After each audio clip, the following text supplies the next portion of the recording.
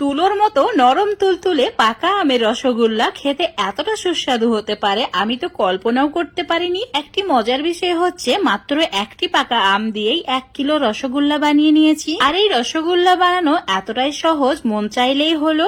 তো আজকের এই রসগোল্লা বানানোর জন্য একটি বড় সাইজের পাকা আম নিতে হবে, আর পাকা আমটা ঠিক এইভাবে কেটে নিতে হবে, আর মাঝের যে পাল্প আছে সেগুলোকে আলাদা করে নিতে হবে।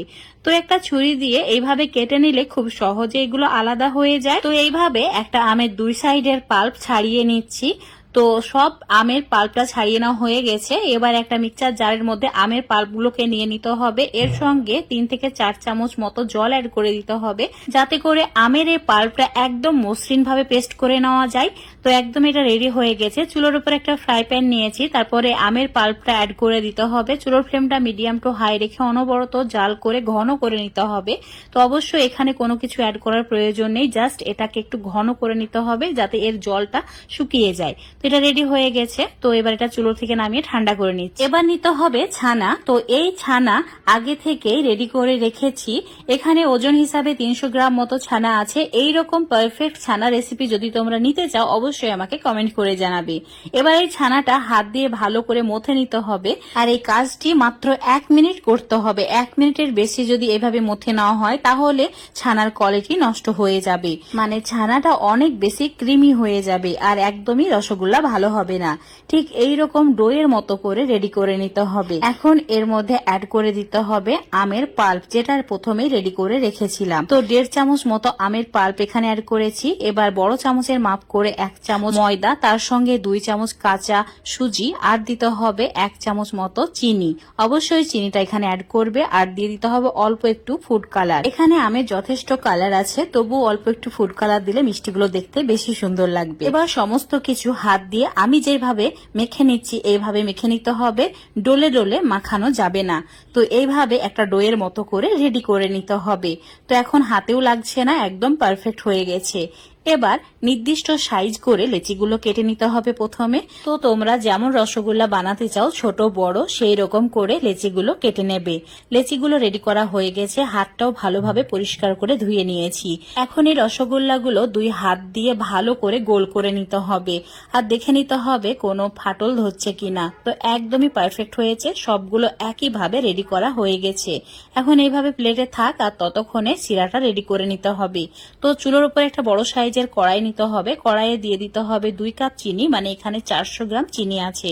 তো এই কাপের মাপ করে 6 কাপ মতো জল অ্যাড করে দিতে হবে। তো জলের পরিমাণটা অবশ্যই একটু বেশি রাখবে। জল অ্যাড করা হয়ে গেলে চুলোর ফ্লেমটা একদম হাই করে দিয়ে অনবরত এইভাবে নাড়াচাড়া করব যতক্ষণ না জলটা ফুটছে।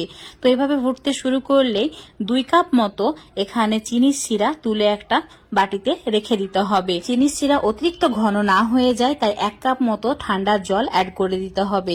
তারপর অ্যাড করে দিতে হবে 1 চামচ আমের পাল্প, আর তার সঙ্গে অল্প একটু ফুড কালার। সমস্ত কিছু ভালো করে মিশিয়ে নিতে হবে। তারপর অ্যাড করে দিতে হবে 2টি এলাচ, অবশ্যই ফাটিয়ে নিয়ে এইভাবে অ্যাড করে দেবে। আর চিনির শিরা যখন ঠিক এইভাবে ফুটতে শুরু করবে মিষ্টিগুলো চিনির শিরার মধ্যে অ্যাড করতে হবে, আর চুলোর ফ্লেমটা অবশ্যই মিডিয়াম টু হাই করে রাখবে।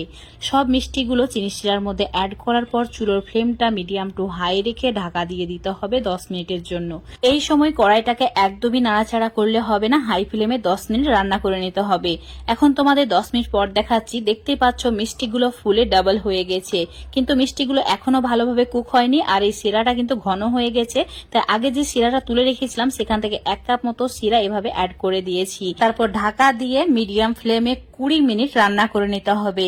এখন তোমাদের 20 মিনিট পর দেখাচ্ছি। দেখতেই পাচ্ছ রসগোল্লাগুলো কতটা সুন্দর হয়েছে, রসে একদম ডুবে গেছে, আর সেই রকম নরম তুলতুলে স্পঞ্জের মতো হয়েছে। তো এখন ঢাকা দিয়ে এটাকে ঠান্ডা হওয়ার জন্য চুলো থেকে নামিয়ে রেখে দিচ্ছি। এখন তোমাদের 20 মিনিট পর দেখাচ্ছি।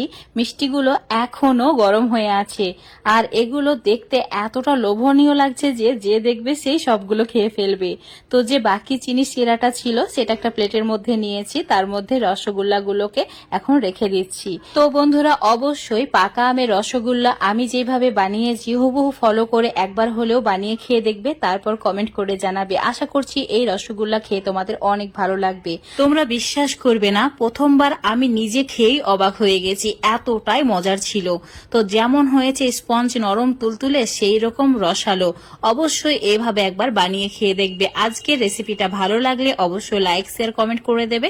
ফেসবুক পেজ থেকে দেখলে পেজটাকে ফলো করে নেবে, ইউটিউব থেকে দেখলে চ্যানেলটাকে সাবস্ক্রাইব করে রাখবে আরো এরকম রেসিপিগুলো পাওয়ার জন্য। তো বন্ধুরা অবশ্যই বাড়িতে এইভাবে একবার ট্রাই করে দেখবে।